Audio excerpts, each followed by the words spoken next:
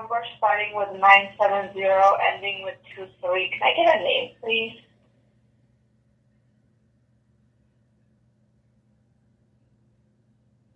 This is London Ray on the phone. No, I got that, Mr. Ray. I'm talking about a different phone number starting with 970, ending in with 23.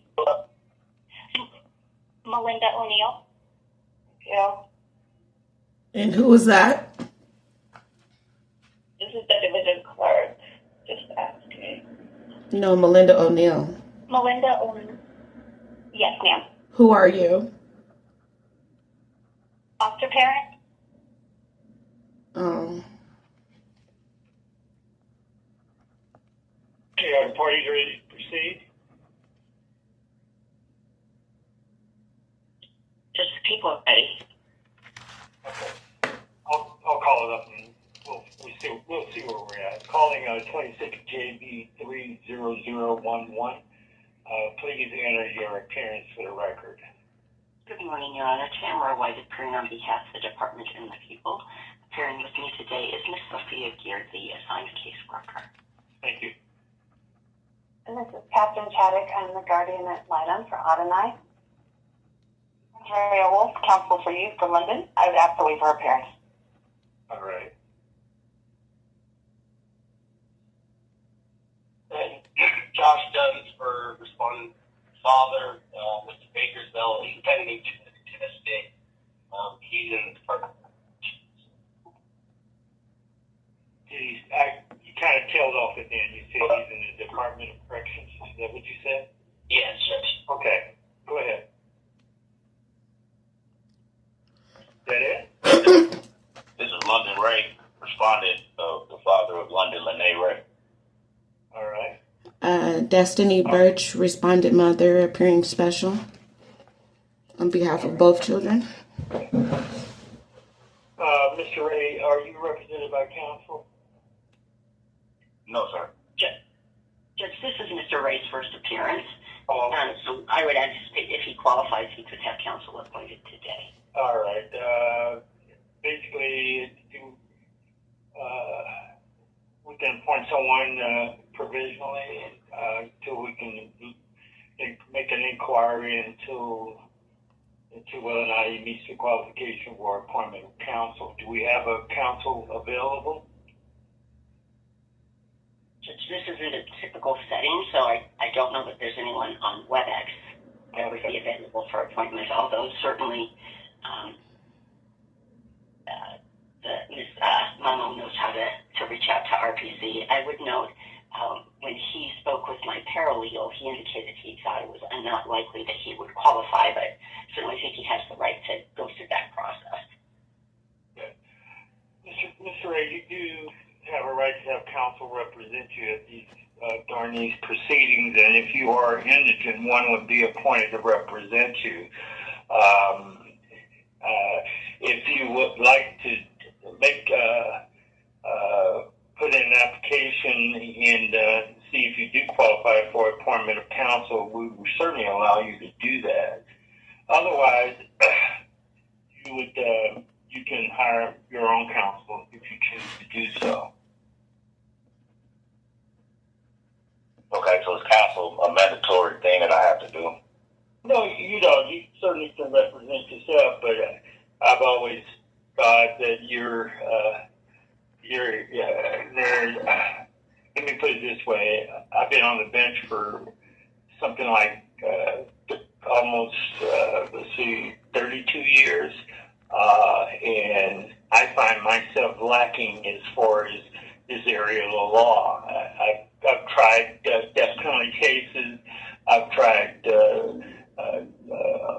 just about any kind of case you can think of, but when I come in and handle these type of matters, I feel like I'm at a loss. So I just want to let you know the environment that you're working in is kind of complicated, and people are coming at you in all different directions. And if you don't know which way to turn, you may turn the wrong way. And this is a very important.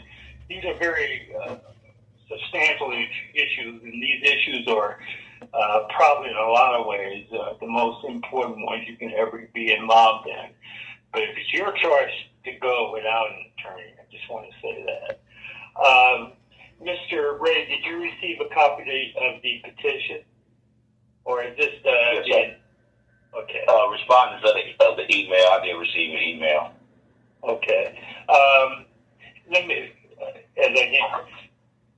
do I need to invite them at this point, or is it just an point for the purpose of determining whether or not he's received service and an appointment of counsel if he chooses to have one? Can someone give me some directions on that? Judge, this is Mr. Ray's first appearance. Typically, if he had the opportunity to speak with an attorney, they would advise him. I know we sent him, usually when we send information, we send a lot of information, but it probably is appropriate for the court to advise him. Okay. Let me grab my advisement. I would note, Judge, while the court's doing that, it may also be appropriate to do an advisement in regard to mother. She did appear at the last hearing. She was offered counsel, indicated she was not interested in having counsel, but I'm not sure that she was formally advised at that time. Okay, at this time I'll advise both. And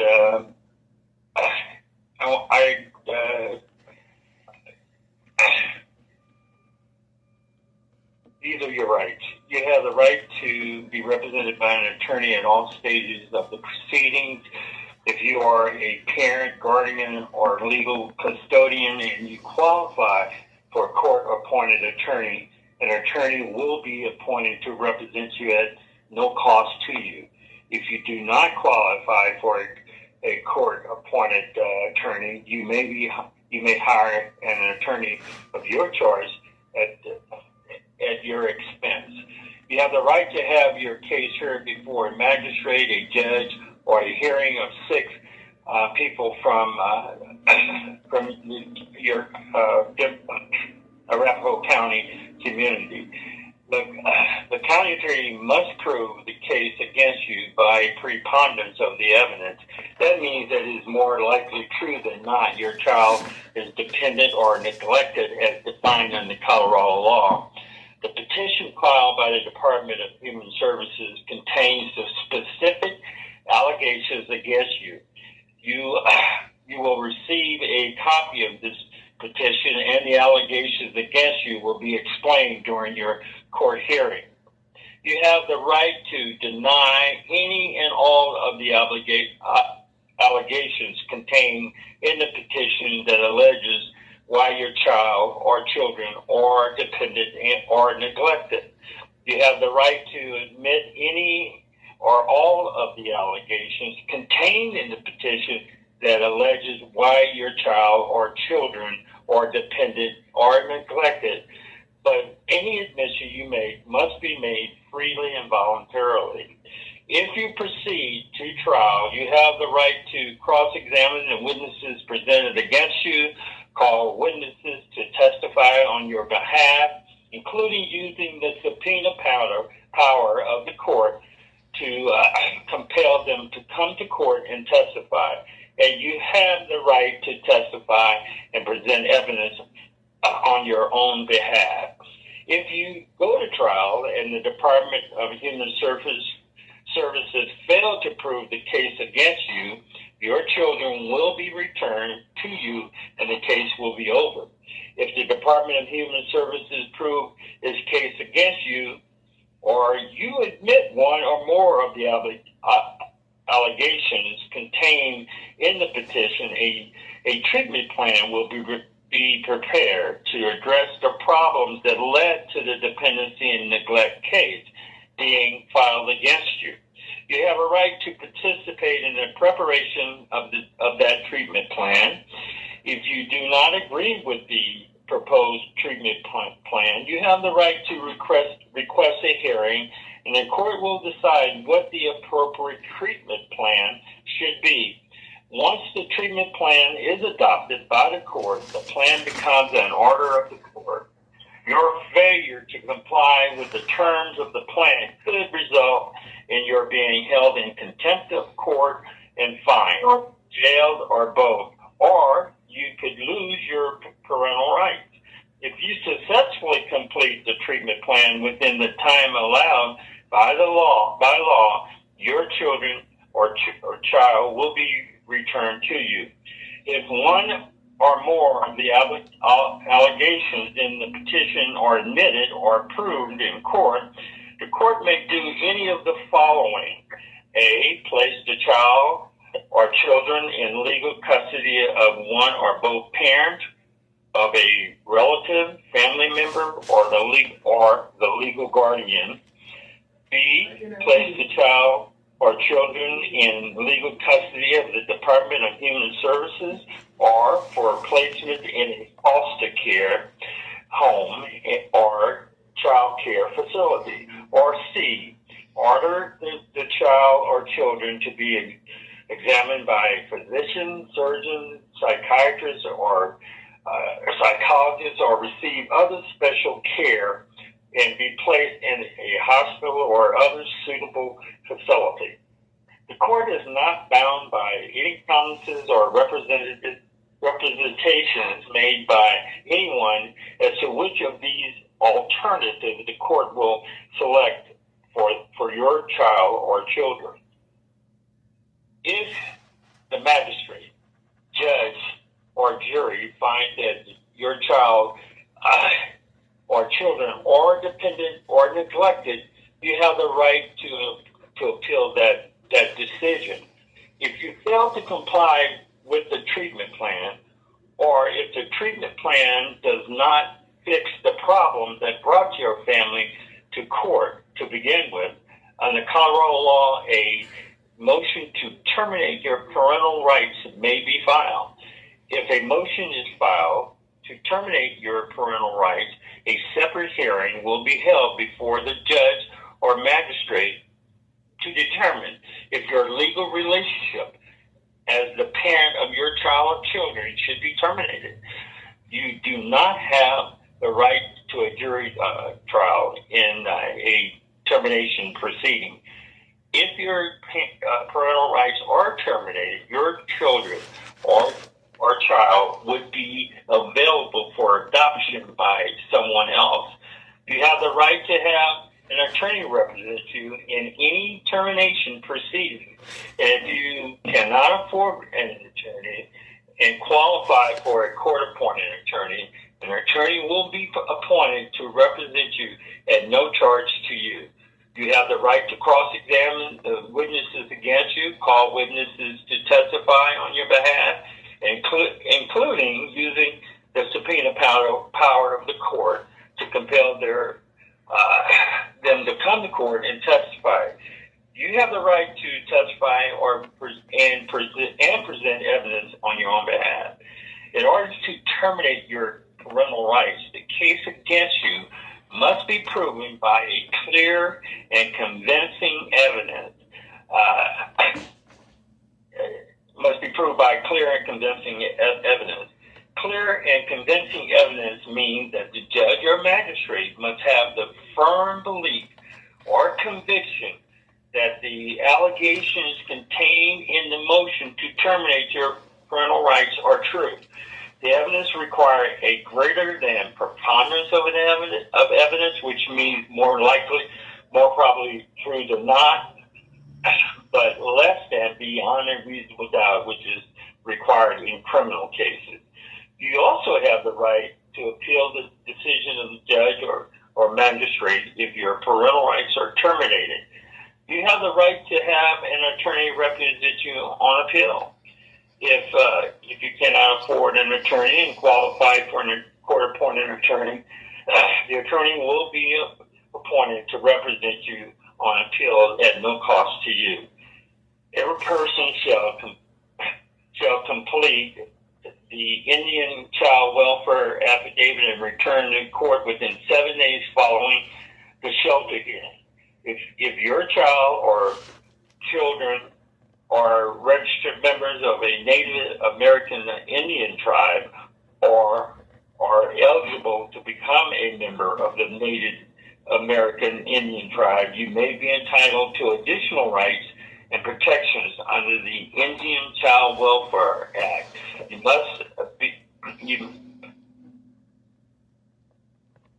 must advise the court of this in order to receive these additional rights and protections. You will be given a relative resource form.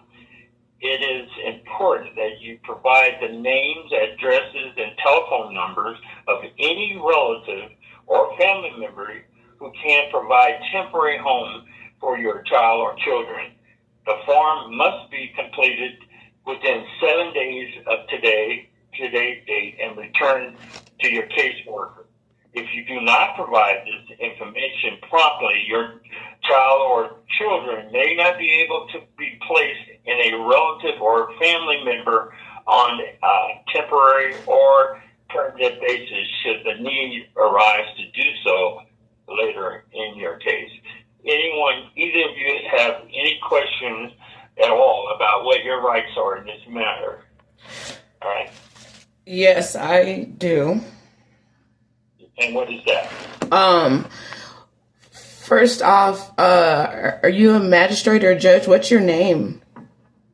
I'm sorry. My name is Michael Mullins. I'm a judge. I'm a senior judge. I'm temporarily presiding over this case because Judge Whitaker is not available.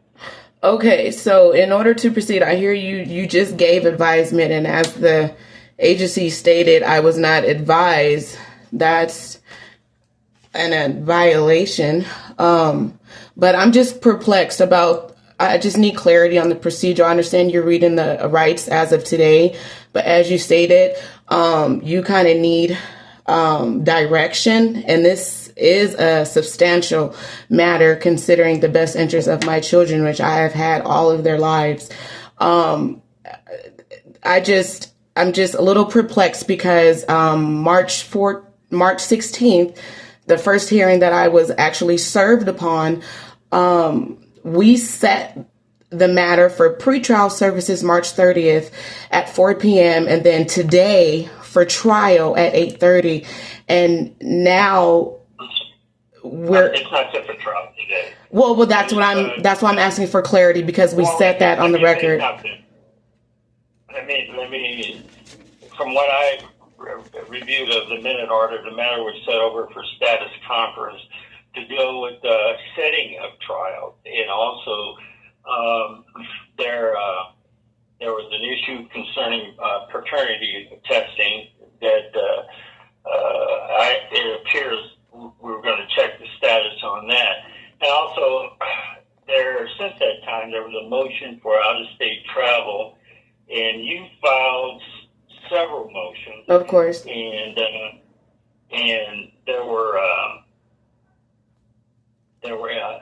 were previous motions prior to the last hearing that were filed by you and ruled on by Judge Whitaker.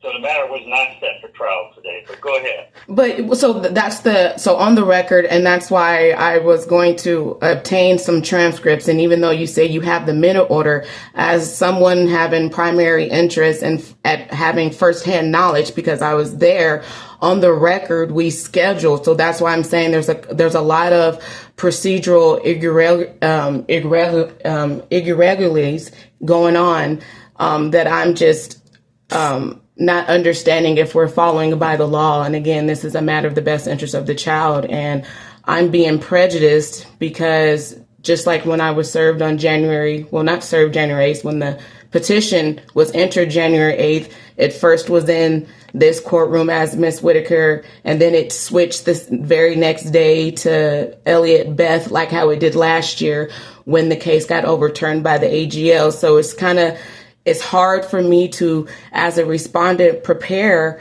and have my rights be asserted or even reserved when you guys are not. The procedures are back and forth. Okay, go ahead. As I've said before, this is not an easy area to practice in. You have been offered an attorney, and if you meet the qualifications, the court will appoint an attorney to represent you throughout these proceedings. You're asking questions. The questions you ask indicate or kind of prove the point that maybe you need somebody who can advise you as to what the law is in this case. Because every hearing that you come here, the court is not going to give you advice on how to proceed in the case. The court is neutral. And what the court does is resolve issues as they come up, and from an objective point of view.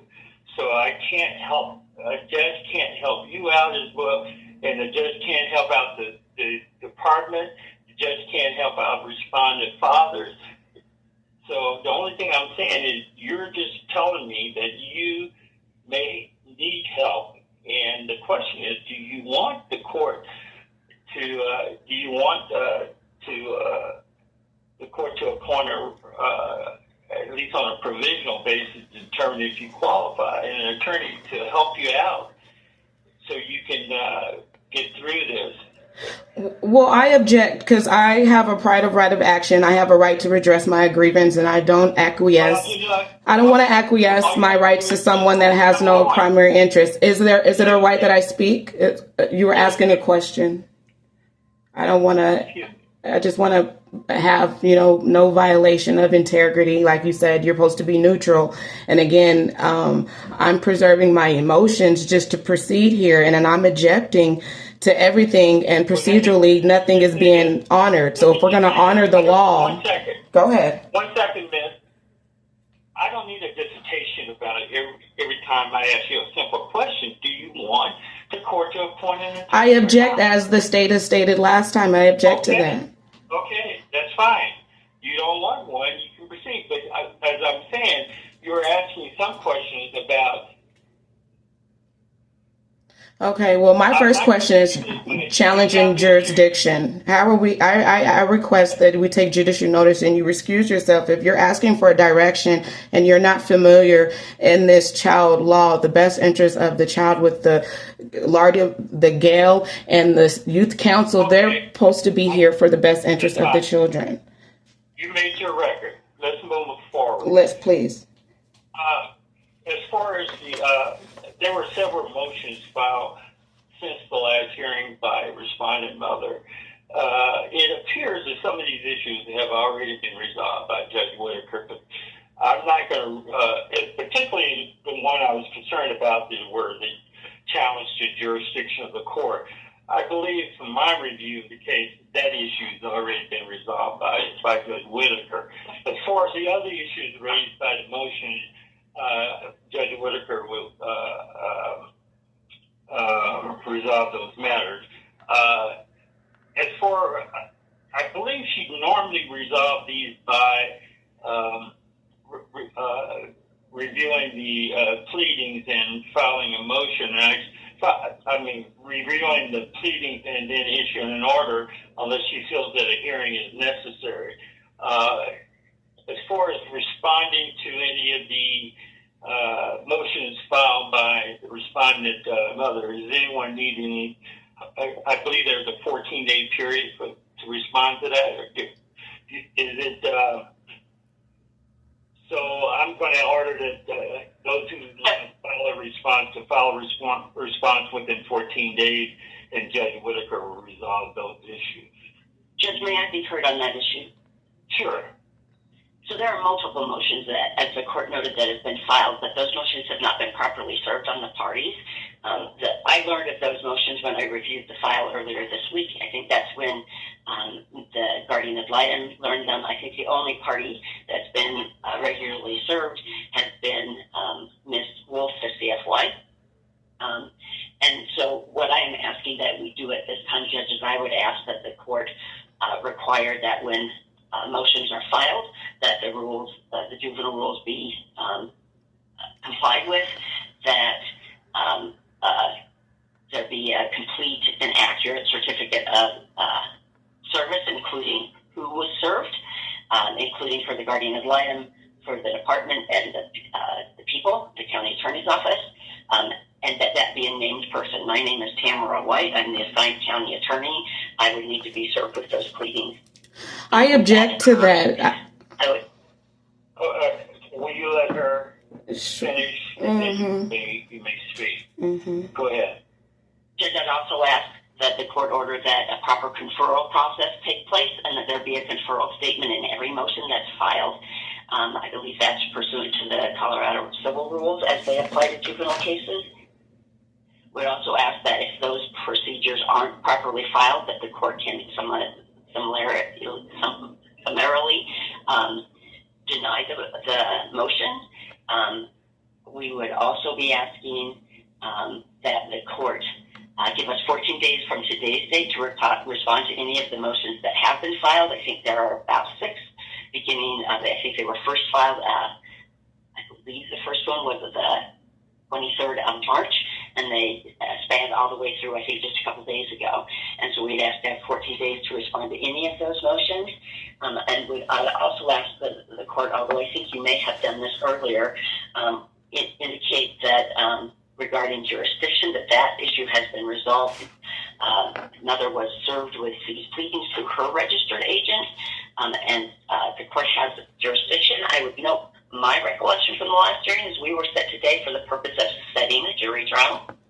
Certainly have no objection to that occurring if that's what parties are asking for, although I do think that Mr. Dunn needs to be heard in regard to his client, and at this juncture I'd ask to have the opportunity to speak with Mr.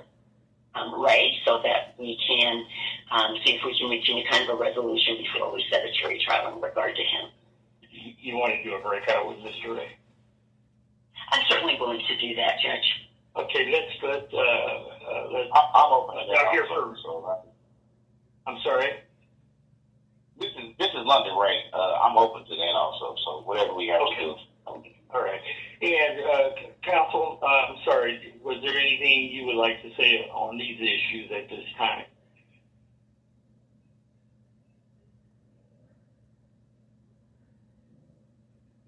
I would join with Ms. White's request that we respond within 14 days of today. I think what's been happening is that I've been getting served via email. I never necessarily consented to be served via email. I think I would also join with the request that there be a conferral on these filings. I think it's a little difficult because some of them are being labeled notices, but from my review of them, they seem to be motions that Ms. Baskerville has filed in the past. Ms. Birch, that she has filed. Some of them are motion/notices, so it's a little difficult to kind of get a grasp of what is being filed. But I do need some additional time to review all of the notices and motions. But I think a conferral prior to filing anything does need to be followed. That those are the rules. Ms. Birch, if she wants to proceed pro se, needs to follow the same rules that we as attorneys are required to follow. Yeah. Motions filed. Generally, in a pro se situation, judges tend to review the pleadings that are filed by pro se to determine if it, regardless of how it's titled, whether or not it's dealing with issues that need the court to resolve and take it and consider it as a motion, regardless of how it's titled. However, I understand it may be difficult to figure that out and what the court is thinking as far as that's concerned. Conferral is a requirement. That means you have to check with the parties before you file the motion in order to see if you can resolve these issues before the motion is filed. It may resolve the issue and not require the court to be involved in it, other than issue orders requested by the parties. Also, in order for the court to rule on your motion, it is important that you serve all the parties who are involved so that they will have an opportunity to be heard on the motion and be prepared to be heard on the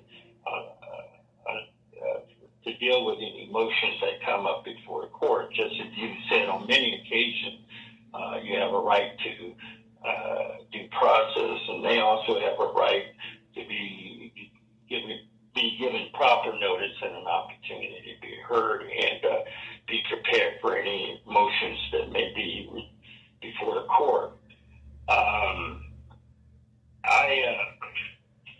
Mr. Dunn, was there something you would like to say at this point?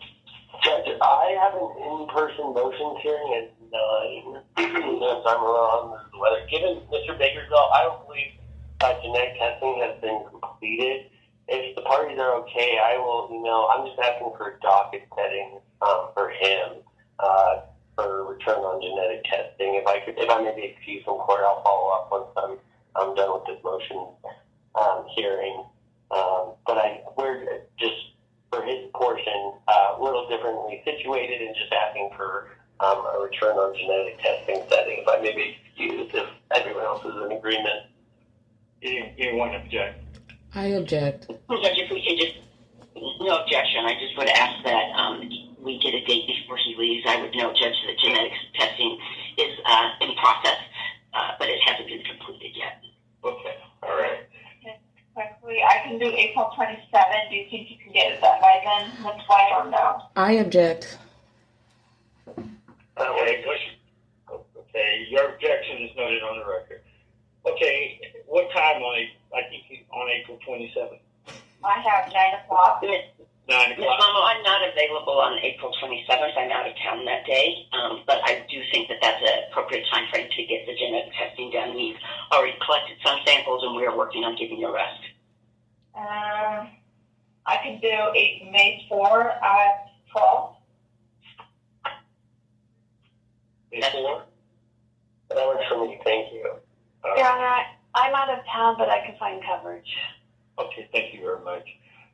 All right, Mr. Dunn, as far as the matter is set over until that date and time, hopefully we can get the testing done and move on from there. Thank you.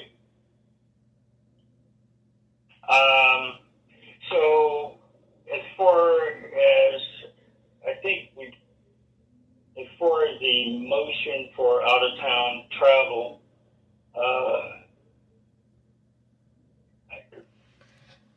I think we probably should resolve that one before we set the jury trial. Judge, can I speak? It seems like I'm being prejudiced from speaking here, and I'm the respondent mother. Okay, so before the court proceeds, I respectfully request, as you stated, everyone needs the opportunity to be heard. I have not consented to be served via email. I was served via email the day that the removal order was entered, January 2nd. And from that day forward, I was only physically served through my ACP address March 5th. And as you stated, some of the motions have been addressed. Some have been granted in partial, some have been denied, and some have not been no action taken. And according to the department's manual, the department must provide notice of rights and remedies for the family at the time of removal, just like you're doing today. I object to a lot of things, and you just put it on the record and then you're proceeding. How can we proceed if this directly affects my jurisdiction and my due process, as you stated? My children, especially my 6-year-old, and Melinda can attest to this, she is suffering right now. But every day that we continue this going on, I have never consented to being served via email. And if this petition is served neutrality, honoring by the canons in Article 3, as you being a senior, we can't proceed first because jurisdiction has not been fully established. I'm calmed down, and I have the right questions to ask because I've been doing my research. But I first object to the department's characteristics of emergency removal. They have not met the preponderance of evidence for imminent danger manager. I have the text message to prove that the first caseworker stated she would close the case if I gave them the enrollment for the new school that they were in. My first child never got withdrawn because she was still there, and my youngest one just switched schools. So the imminent danger of preponderance of evidence for all these court hearings to continue going on, that's directly affecting my family, my constitutional rights. And I just ask that you take judicial notice if we're here for the integrity of the public, and as well as me, responding mother who's been in these children's lives all their lives. I haven't spoke with Adonai since March 17th. To continue going on, Let me just say this. I understand. Let me say this. Mm-hmm. We're not going to resolve these issues today. This whole system is set up to resolve these issues, and one of the issues we have to deal with as we move forward is whether or not to make a determination whether or not the child is dependent or neglected.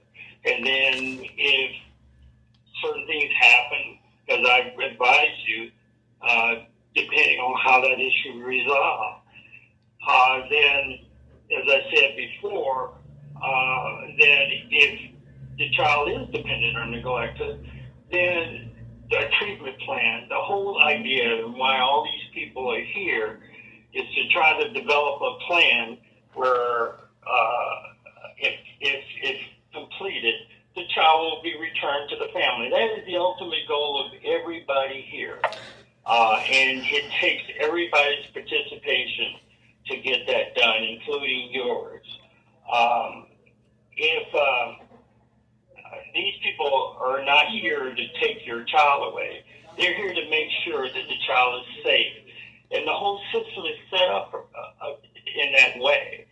That's why the child has a GAL. That's why everybody has an attorney that wants an attorney, to make sure everybody needs to know what is required by law and of the individual as we move forward.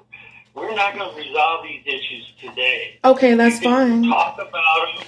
We don't deal with the merits today. There is a procedure for that to come out. In the meantime, these people are here to make sure that the child or children that are involved are safe until the court goes through the process to determine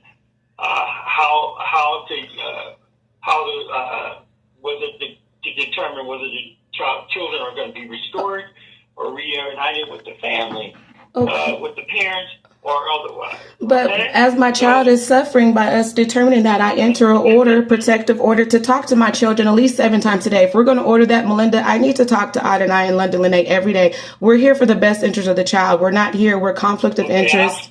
So I'm not trying to overtalk to you. I'm not trying to demean you either. But again, she's 6 years old. Okay. I did call worse. Okay, but she's 6 years old. So if we're going to enter a protective order, if everyone is here in alignment for the best interest of the children, London Lene is 16 years old, but she is all right. But Adonai needs to talk to me every single day that we are in this, now that everybody wants to follow the law, because my motions have been put in. And as you as a senior, you have a obligation and duty, a fiduciary duty to uphold. So please take judicial notice to enter a notice for Adonai to talk to me 7 days a week until we adjudicate this.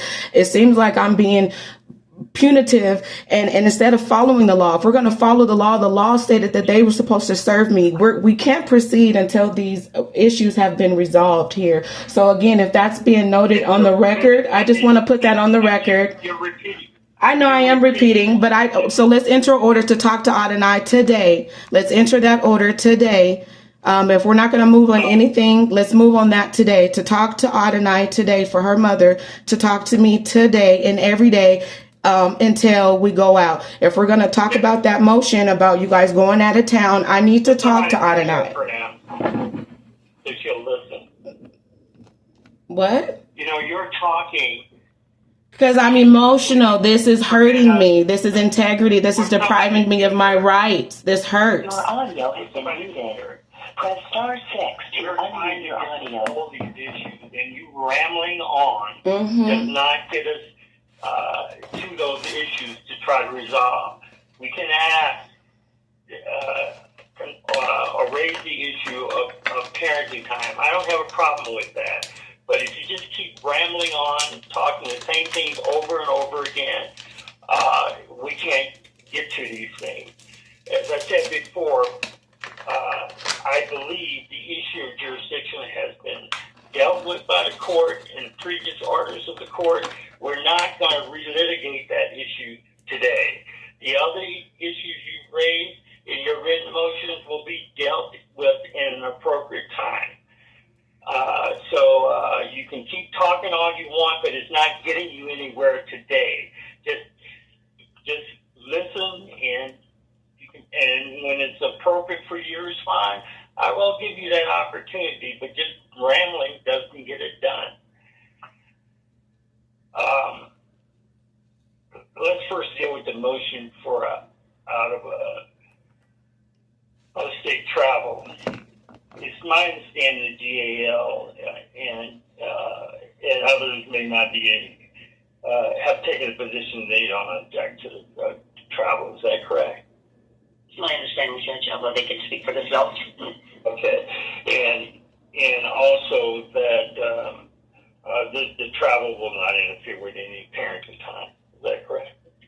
Judge, the issue with parenting time is that parenting time hasn't occurred. There was but one visit, and then Ms. Birch indicated she didn't want to visit anymore. I would note that from our perspective, that visit did not go particularly well. That's certainly, I think, an issue that probably needs to be addressed if Ms. Birch is wanting to, again, open the door to visits. But that's why visits haven't happened. It's not because the department wasn't able to do that. We set them up. We had one, and it did not go well, and she refused to come back to the department. Was that by arrangement the schedule or a parenting time that was scheduled for that day, or did the court I scheduled it on parenting time? I don't believe there were any orders that were issued, although I would, the statute is clear, parenting time is something that needs to occur. Sure. But I don't believe that was set up pursuant to a specific order. It was set up pursuant to the requirements the department has. I would note at this point in time, the department does have significant concerns about continuing visits given how bad visit went, and more importantly, the reaction of particularly at Adelaide since that occurred. I did not. So you're obviously you're willing to pursue further parenting time with the parents, and as far as respondent mother, I glean you're asking that any parenting time at this point until we get more information be supervised by the department. Absolutely, Judge. Parenting time would need to be supervised. I think there's some concern even about supervised parenting time. If the department, the difficulty, Judge, is that visits didn't stop because of any action the department took. Visits stopped because Ms. Birch indicated she wouldn't return to the department to participate in those supervised visits. If Ms. Birch is indicating she is interested in doing so again, then the department would need to decide if we need to take any action to restrict those visits. All right. And you always have the opportunity to, or the authority, anytime there is parenting time, it is not in the best interest of a minor child, and that the minor child may be harmed in some way, both mentally or physically, to terminate the visitation. We can deal with it in a future proceedings of the court if it arises to that level. Are you willing to go ahead? Go ahead. Your Honor, this is Adonai Garden in Lytham. I kind of along those lines. Adonai does need some mental health counseling, and Mother had refused to consent to that. And so I think this is a good segue for. I was going to ask today to be appointed as medical and educational decision maker for Adonai temporarily I until we object. can sort out a lot of these issues.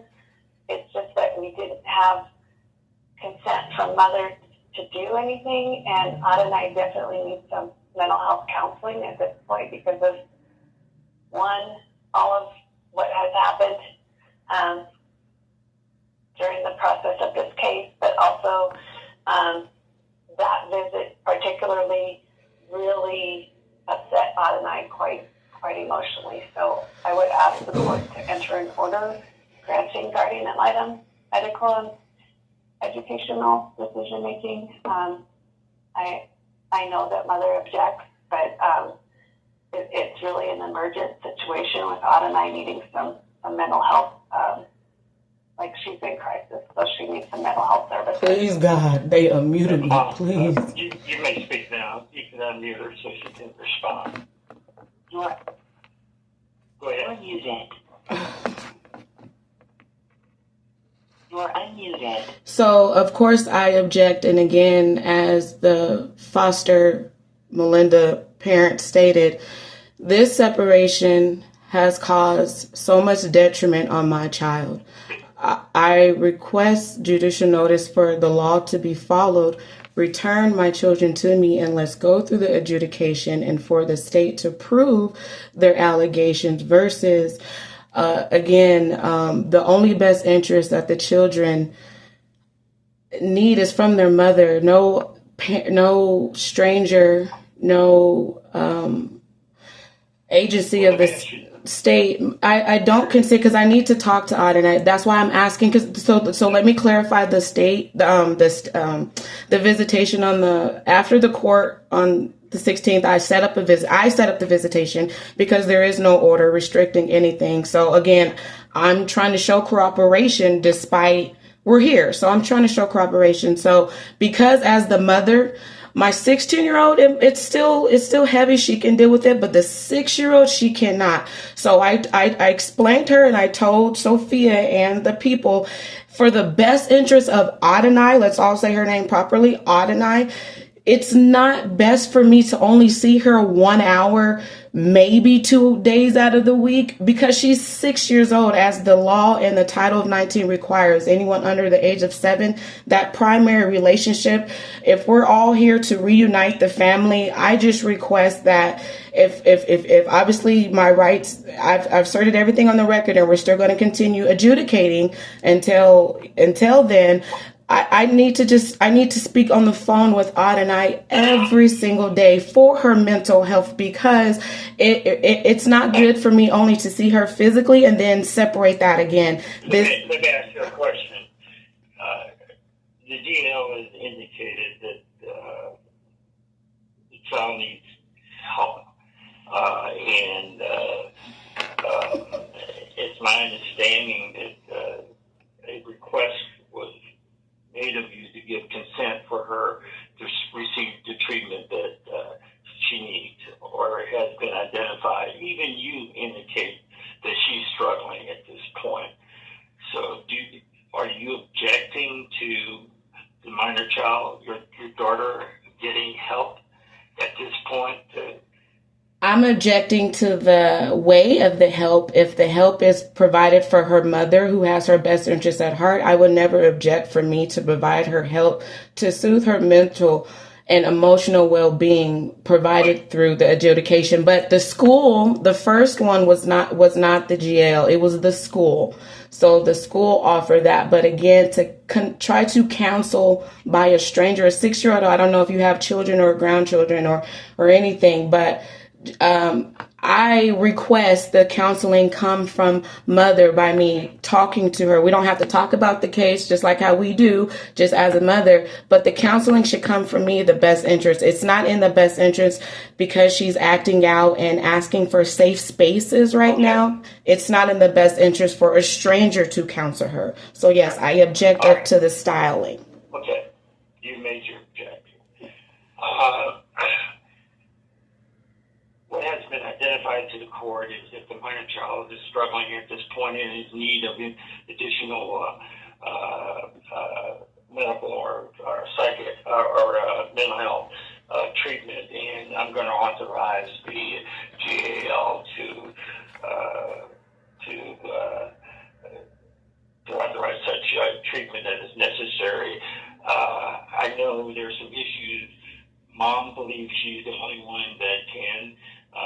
provide the help that the minor child needs. But until we resolve all these other issues that have been raised as a result, that are related to the allegations that are contained in the petition,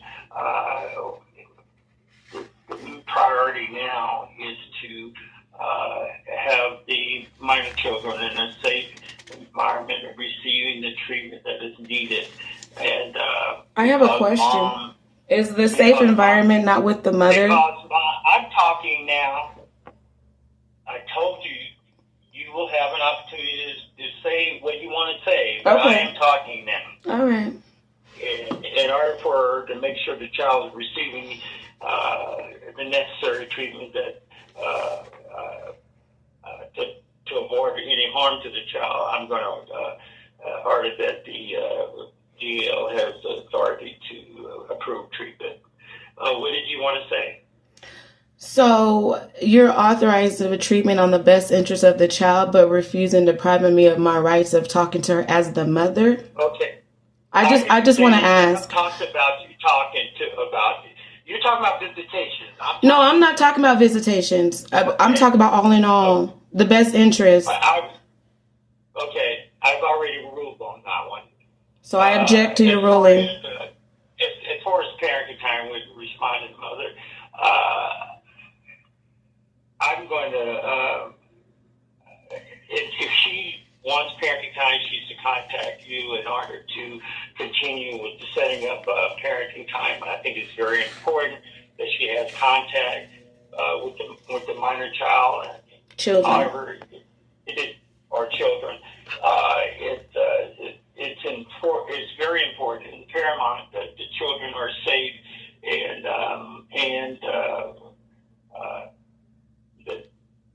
that until there's further information provided to the court,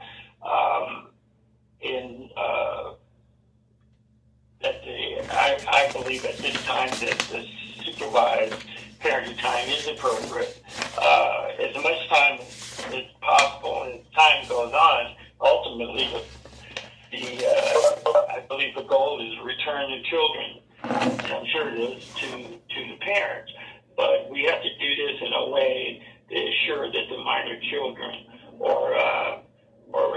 aren't harmed in any fashion. And what the respondent mother should understand is that the court is faced with allegations that at least support the possibility that the children may be dependent and neglected. And the court has to resolve those issues and move forward according to the procedure in order to make sure that if the children are dependent and neglected, that a treatment plan is put in place to ultimately that will reunite the family. And it's just a process that you have to go through. You can't go to the end at this point and say return the children. You have to go through the process to make sure the children are safe. So to contact you for additional parenting time, and it's been provided by the department. So, Judge, may I ask a question? Sure, go right ahead. So you're saying the children are not safe being in my custody, it being in my presence? I've said what I had to say. Ms. Wolf, you wanted to say something? Thank you, Honor. I just want to make it clear for the record my client's position with respect to family time with her mother. I think Ms. Birch is mostly referencing phone calls with Adonai from what I understood of her discussion with the court, but I didn't weigh in with respect to London Lene. As of my last conversation, I think she's still somewhat torn about family time.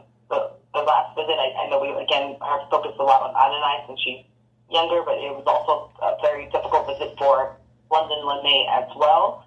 And I think she's still figuring out how she feels about family time at this point, so I would ask that family time be upon her consent, and that the department inquire with her whether she wishes to participate in those visits. I will try my best to keep the department updated with any changes in her position. But I know it's a very fluid situation.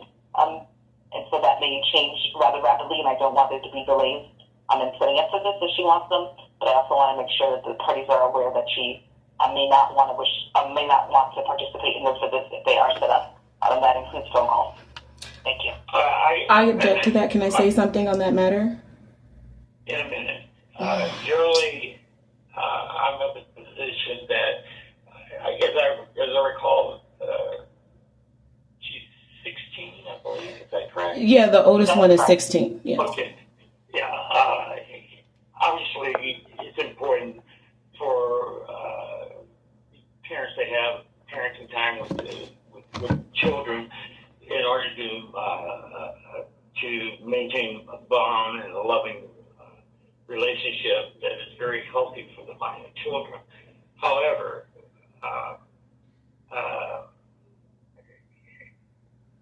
sometimes, particularly at the age she is now, they don't want to have parenting time with a parent for whatever reason. The only thing I require is that there be encouragement for the child to have parenting time and express the need for contact with parents. However, you can't force or drag a 16-year-old child to participate in parenting time. So, although it may be scheduled, ultimately it does come around to whether or not the child is prepared or wants to have parenting time with a parent. However, I'm sure the department or everyone involved will encourage parenting time that is healthy and in the best interest of the minor child. Did you have something? Yes, just briefly. And the reason for that is like I said, at the last visit for my children and I was horrendous. So we agreed to just not do the physical because it's not enough to reclaim our family. However, she's what Andrea is referring to is the respondent father of London Lene. She just disagrees to have involvement with him. So that's what she is referring to. Because if anything, London Lene is being coached to not talk to me because she has a cell phone, but she's being encouraged by Melinda and the GEL to not talk to none of her family members. So I would recommend the court, as you're saying, it's very important to have me, the respondent mother. The respondent father has never been involved in London Lene's life. He's only been involved when the court has summoned him. So that's why she's objecting to family time if it was required. So I just, again, if physically it's hard on both of us to see each other for an hour, so I'm requesting for the family time to be over the phone 7 days a week, even if it's for an hour, because physical is really tremendous for us right now. You discussed that with Ms. White, and you could try to work out what's in the best interest of the minor children. Ms. Wilson, did you have something else you'd like to say? I just wanted to be clear that my record was with reference to Ms. Birch, and currently London Lene's position is that she's not sure if she wants to have visits.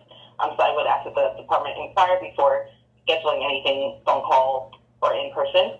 She also at this time does not wish to have family time with her father. She's out of state, so I think that would also be a virtual or phone call. But I did let the department know that I would update them if that position does change. Thank you. Thank you very much. Now, as to the out-of-state travel, if there's nothing further?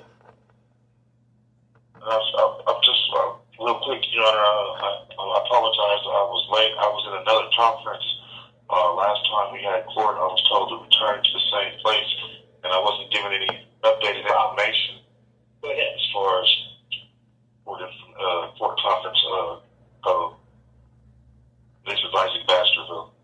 Baskerville. Just state your name for the record. Isaac Baskerville. Okay, go ahead.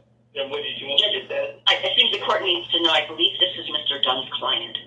Can I have Denise's number, right. Isaac? Yeah. That matter was rescheduled. That portion of this matter was rescheduled. I forgot what date. It was May 4th. Sorry. May 4th. At 12 o'clock. Right. In courtroom, is that courtroom 22? Correct. Correct. Why don't you call Mr. Dunn now and he can give you an update. I think he's expecting, you're probably expecting your call now to give you an update of what happened today and what the matter is set for. Right. I don't know if Mr. Dunn is aware, but I was pretty, I thought it was pretty clear last time that I'm in custody right now. I'm in Sterling Correctional Facility, and the way the phones work here, I can't just call out any random number that I want to. I have to have the phone number applied to my phone list, wait for it to get approved, and then I'll be able to call individuals. So he'd have to contact me, and that's what I was waiting on. I was actually waiting on a writ with all the information for today's date. All right. You talked to Mr. Dunn, correct? So I spoke to a caseworker. You haven't talked to that was it. No, not at all. All right. I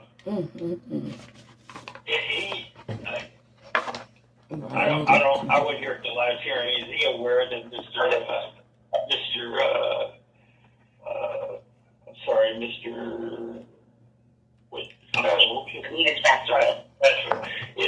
Is in custody? Judge, I believe he is aware, and so Mr. Baskerville knows, and he had asked for genetic testing, and so that is being set up. I just want him to be aware that someone will be coming to take a sample from him, a swab from him, so we're in process of getting that scheduled. All right. We'll just have the clerk call Mr. Dunn and let him know that he did appear later, and Mr. Baskerville is interested, wants him to contact him and set up a way he can communicate with him, and we would have to do a writ to DLC for virtual appearance for the next hearing. I will let Mr. Dunn know that he appeared and we need a writ for him for May 4.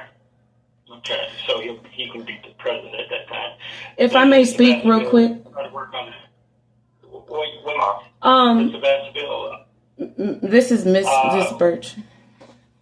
I didn't ask you to say anything right now. I'm dealing with Mr. Baskerville right now, okay? And then you'll have an opportunity to say so. But your matter has been continued, and we'll make efforts to make sure that you're available at the hearing in May, okay? Okay. And then I was trying to establish contact with Mrs. Birch. All right, you. All right, you. It's being unfair right now, so I'll write you. Okay. Okay, may I speak real quick? Because it seems like it's not going in my favor. My child, her birthday is March 20th. I know there's a traveling... 1 second. Mr. Baskerville, if you can stay if you want, obviously, but we'll deal with further with your matter in May, okay? Okay, yeah, I'll stay to hear the rest of the court proceedings. Okay, no problem. Someone's waiting in the lobby. All right.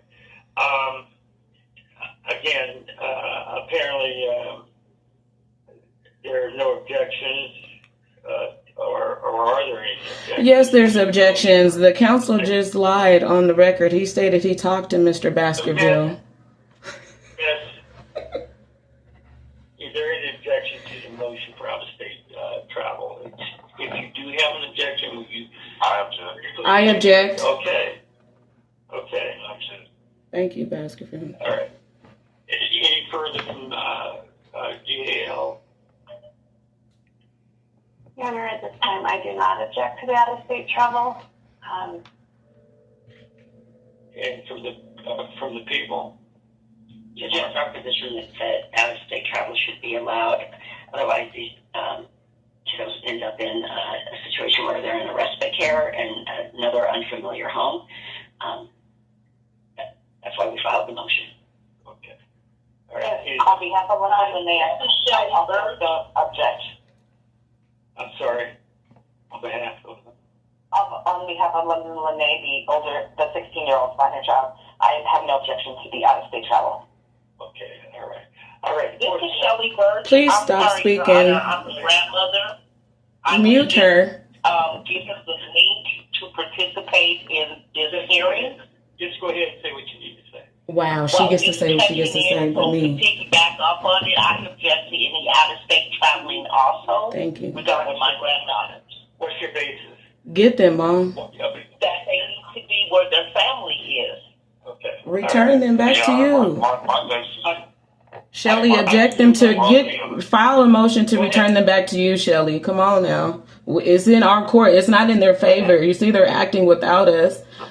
Make a recommendation, Shelly. As a father, it's just my main concern always is for my children's safety. And, I don't feel really comfortable with my daughter leaving to a whole other state with people I've never met, and haven't even had a chance to, conversate with. Something happens, anything can happen. You go down the state, and then we're the ones left to deal with it. Unfortunately, your children are now in the custody of the department. Temporary, but my rights have not been revoked. The parental rights have not been revoked. You still need our consent. You need my consent. I do not consent or acquiesce. Until we determine this is punitive. whether or not the children can. You're supposed to determine this at the time of removal. Family. Recuse yourself. The children are placed out of home until this process is completed, and to determine if they can return or other placement is appropriate.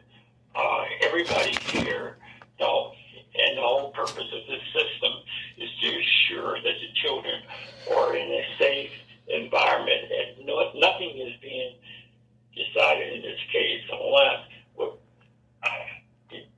without taking into consideration what's in the best interest of the children. The children have been placed. They have been kidnapped without following the law.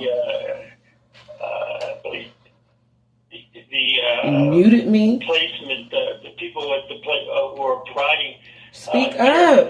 Your children in the interim while these proceedings are going on are leaving town. They have previously been determined by the department and everybody involved in this case to provide safe and secure environment for the children.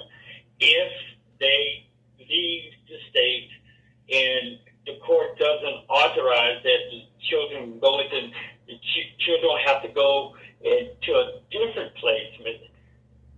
They wouldn't. They could come back to me as they've been with me for over a year. Mr. Mullins, you might be new to this case, but I've had London for over a year. I was just in my care, and because I relinquished I'm not just going to take that on your word. Okay, but you're being biased. You're taking the state's words, and I object as a judicial order. I object. You cannot make an order. You have to follow the law. You are ultra-virus in your. It's meant for a trial. Is that correct? Yes, within 14 days. Okay. I need a trial date, pre-trial date, and a case management date. Is that correct? They'd also be asking for a motion date. Oh, yes, that's right. A motion date in order to resolve motions filed by respondent mother. Yeah, I don't want my child to end up being a victim any more than what she already is of what's going on. She goes somewhere and something else crazy happens. They're not going to listen to you. They're going to let the state go. This is a conflict of interest. Everybody's making money here. That issue. This is ridiculous. I just wanted to put it on the record. Something happens, I did object to this. Okay, it's on the record. This is so wrong in so many ways. First of all, my grandchildren. Please mute her. Shit. Told y'all. They running. Miss White, is this a jury trial asking mom only? I can't speak to Mr. Baskerville because he has counsel. Right. And so I don't know. In regards to Mr. Ray, I think the judge has previously offered us a breakout room. I think we should set it in regard to Mr. Ray and hope that maybe we can resolve that with either a breakout room and we can set a pre-dispo date for Mr. Ray as well in the event that we're able to reach an agreement. Okay, we'll go ahead and set the date, and before everybody sign off, we'll allow you to go to breakout room with Mr. Ray, okay? Judge, it might make sense, Ms. Momo, if we set Mr. Ray for that same May date. Yeah. As long as he's available. Mr. Ray, are you? Yes, I'm available. I'm available that day. I'm sorry, what? I did not write that down because it was not. It's my birthday. What time was it? For the record, too, I do consent that you guys contact me via email. I've been in contact with C.J. Draper. I've also been in contact with Sophia Greer. So this is how I'm able to keep up with what's going on. Why is Mr. Ray even involved after what happened last time with London? Somebody please mute her. This is not a conversation. I will note Judge Ms. Birch is not a party to this case. Yes. I've always been a party to this case. What are you talking about? Miss Birch, if you want to be here and observe, you may do that. But if you keep talking, this is not a conversation. This is a hearing, a court of law. You just don't, it's not a conversation. So if you keep interrupting, then we're going to remove you from here. Did this tell me the time of the hearing on the 4th? I believe. May 4th at 12. Okay, yes, that works. I told you he wasn't going to Why work. was Mr. Ray ever served? I'm trying to look at the records. I believe just recently, I don't know that we filed a return of service for him yet. I think there was one file. Let me double check though. Okay. There's a pending filing. I believe that is the return service. I object. No one has been served properly. You can't proceed in a court of law if no one has been served. Could we set that for a pre-dispo, David? Thank you. Mr. Ray, can I have a phone number for you so I can provide it to your counsel? 816-647-5539. Isaac always been on my team. Yesterday, I believe it was for Mr. Baskerville. Judge, I think we're waiting on our green card back for a certified mail serving for Mr. Ray. So I think he's received it, but we don't have it yet filed because we don't have the green card back. All right. Like I stated for the record, you guys can send it to me via my email. I have different residential properties from Kansas City, Missouri, down to Texas. So, Okay. The record should reflect that Mr. Ray has agreed to service by email, and that would be the appropriate service for him from this point forward. Okay, we need the other date. So we're only setting responding mom for trial at this time, correct? That's fine, Judge. Okay.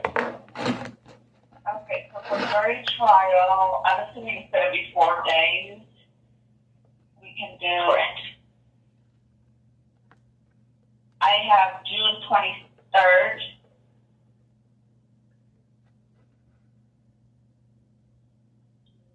Okay, just a moment.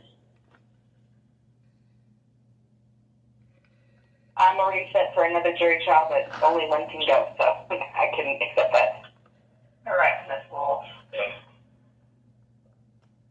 Everybody else?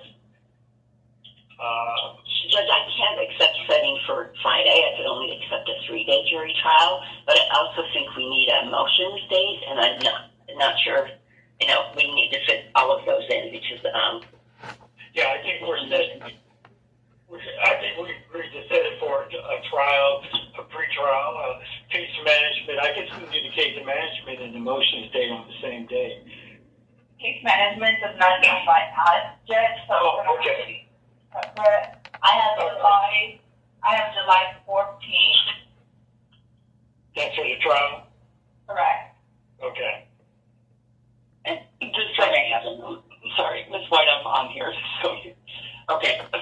Sorry, Judge, this is going to be me, but I just want to make sure that, that is the week that I'm out. We would probably have to go the week of the 28th because I can't do a 4-day one on the following week. All right. I have July 28th.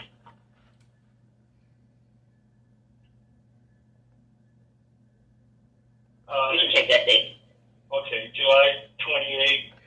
Is that at 9? Mom, sorry to get her in trouble checking. It works for Miss Baskerville. Does that work for you, Miss Baskerville?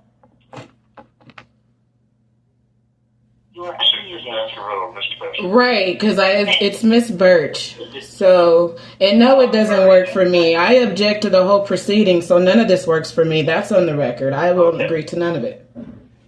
All right, then. Trial is set for that date and that time. What time? You didn't even get a time. I believe it's 9 o'clock, wasn't it? Correct. Yes. Now we move to pre-trial. This is for a respondent mom issue concerning to resolve the issue of adjudication as to dependency neglect as it relates to her. So is this the pretrial services that I had already scheduled with Mr. Baskerville March 16th? Because I'm confused. You have a minute order, which is involved the same thing that happened March 16th for March 30th. So what today are you scheduling? On the record, what are you scheduling? You requested a jury trial to determine whether or not the minor children, as far as you are concerned, are dependent and neglected. I asked for a yes or no question, if you don't mind. July 28th, what are we scheduling? Is that a pretrial conference or a trial? That is a trial. That is a trial. So if these are requesting for minor children per 19, a jury trial is not even concluded because this is a high scrutiny of the case, right? So will jury even be included, or is this criminality, or can you give me the procedures of the law? That's one thing you can do of as a judicial officer. Yeah, you can consult with an attorney if you wish. Oh, okay. Set for jury trial on that date and time. But we need a pre-trial. I can do pre-trial will be July 20 at 4:30, and it will be in person instead of 22. I object. It needs to be virtual. As it's been. This is juvenile court. It's in person. It's in person. It's in person, and if you don't appear on that day, then in person, then your trial will be converted from a jury trial to a trial to the court. Okay. Okay, we need a case management. What time? Don't worry, it's just for me, Ray. Can you continue and get these dates since y'all let everybody speak? So since this is dealing with respondent mother, we're doing July 20th for pretrial at what time? 4:30. Thank you for running the hearing for me. Right, we need some decorum in the court. I do have a question. As far as, is that pretrial date okay with everyone? I object. Okay. We need a case management hearing, is that correct? Conference? Well, just up for, do you want a case management or can we just up for motion? Okay, if we can go ahead and set for motion. I'm going to set it for half a day. 14 days from today.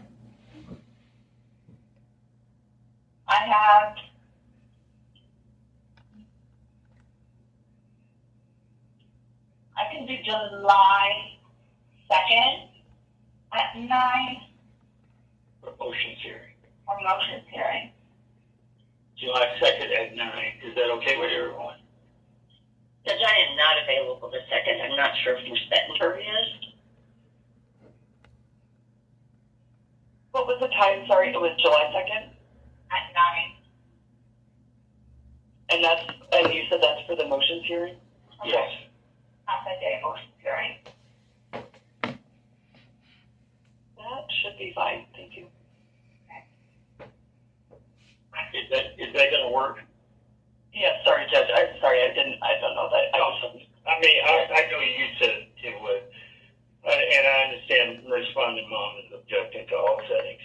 But we'll set it for that day for motions hearing. Thanks for speaking for me. For all motions to be filed? In 14 days from today? 14 days prior to the motions hearing, please, Judge. That's fine. That's what I had in mind. Did that give you enough time to prepare? Okay. Yes, Judge. The motion shall be filed 14 days prior to, or more prior to the motions hearing date. Anything further on that issue? Okay. Are there any other issues that we need to resolve at this time? I just wanted more clarity on the next court date that Mr. Baskerville needs to attend. Is that May 4th at 12 o'clock, Division 22? I believe that is true. Did I get a confirmation of that? That's correct, Mr. Baskerville. Your next date is May 4 at 12 o'clock. I will make sure Mr. Duck gets a writ for you. Okay, thank you. Okay, so may the court take judicial notice that since my temporary custody has been given to the state and the parental mother has no making decisions here, again, Adonai's birthday is April 20th. I need to have a visitation, regardless of its supervisor or not, with her on that day that I am choosing and putting that on the record. And also, since Melinda and her family are traveling to Utah April 24th through the 26th, again, of course, I do not consent, but I would like to have visitation with them before that day or get to talk to them at least. So if we're in the best interest of the child, and as you stated, we're to follow the law here. The law has not been followed, but just as the respondent mother. So you want to have a parent. Can I talk? I didn't get to finish. Yes, I would for April 20th. Okay. Oh, you cut me off. Due process of law. I have a right to be heard, but I appreciate it. So go ahead and finish my sentence since you know what I'm going to say. Please lower your voice and. If you want to have parenting time, you should discuss it with the department, and what can be arranged, I'm sure, will be arranged. And however, I'm not going to order any specific parenting time. You need to with the department. I'm done with this case. Okay, well, let's just hang up since no one's going to follow the law. Let's just hang up. Since you run it all, since you run the case. I'm sorry for the rest of this going, but so I've been trying to, as well as like get visitation, be able to call. I haven't been able to I haven't been given a number to call in order to get a hold of the children.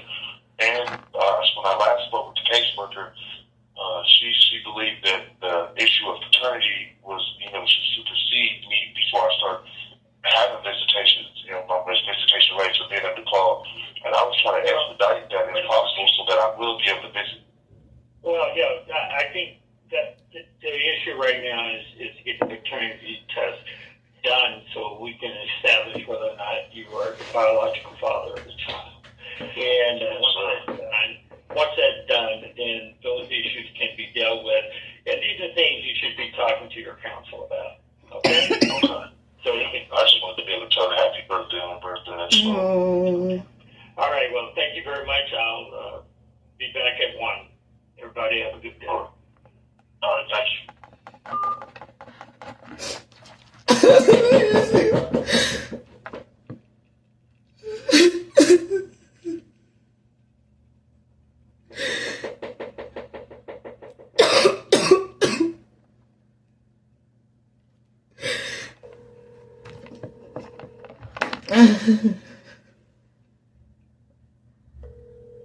Hello. Now you see what I go through.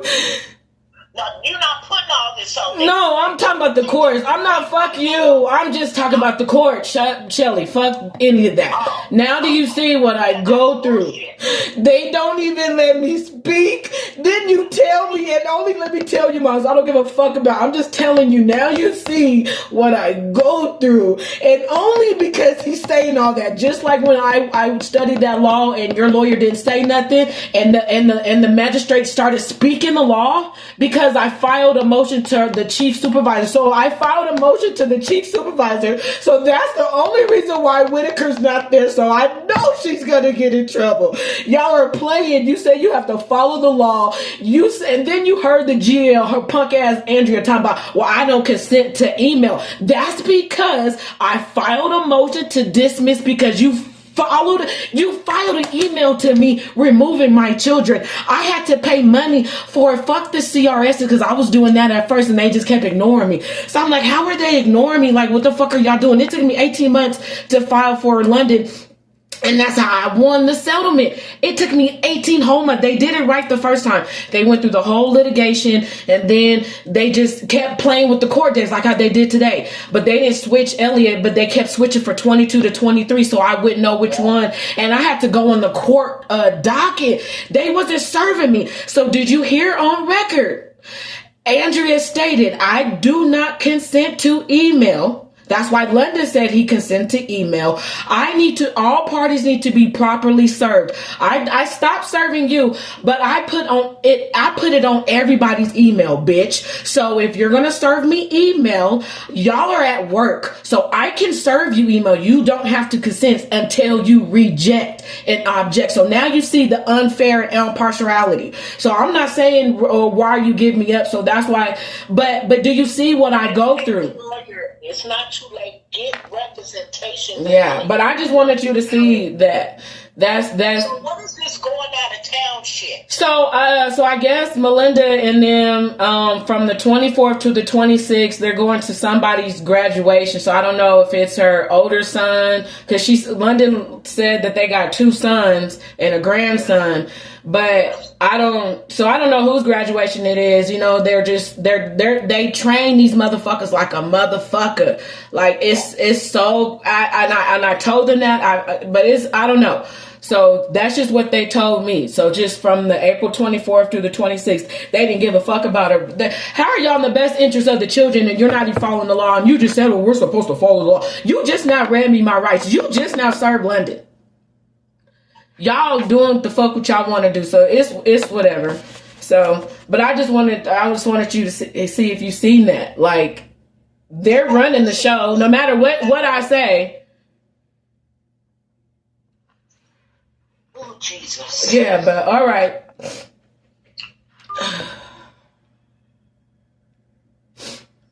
No matter what I say.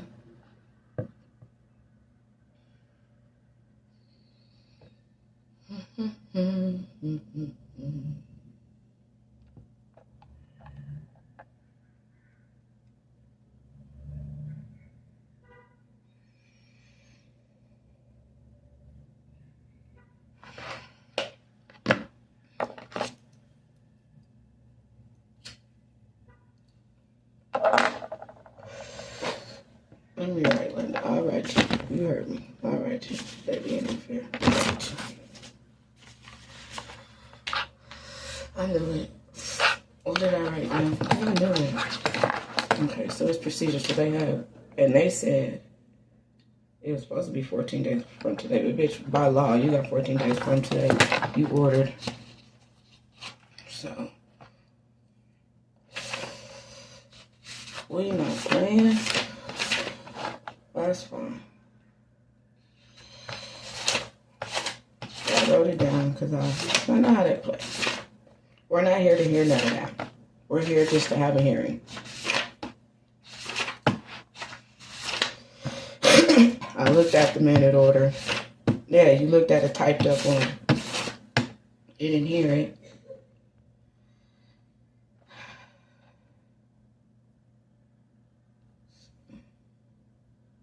I'm sorry, I failed you.